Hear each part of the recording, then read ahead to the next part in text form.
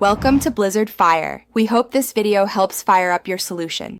You start by preparing and getting into the firmware now. Back up your data and ensure you can restore if something goes wrong. Reboot and enter UEFI/BIOS using the vendor hotkey. Once inside, locate boot or security pages. Make note if the system is in legacy/CSM versus UEFI mode because secure boot requires UEFI. If needed, set a supervisor/admin password now so you can modify secure boot and key management options.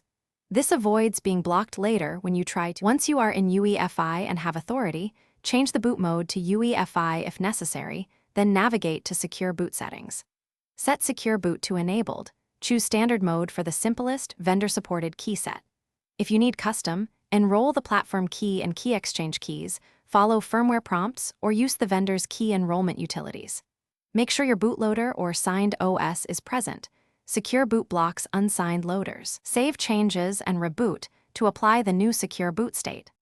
After enabling secure boot, boot into your operating system and verify the status with system tools or return to firmware to confirm it's enabled. If the machine won't boot, don't panic. Restore the prior firmware setting or temporarily disable secure boot to regain access.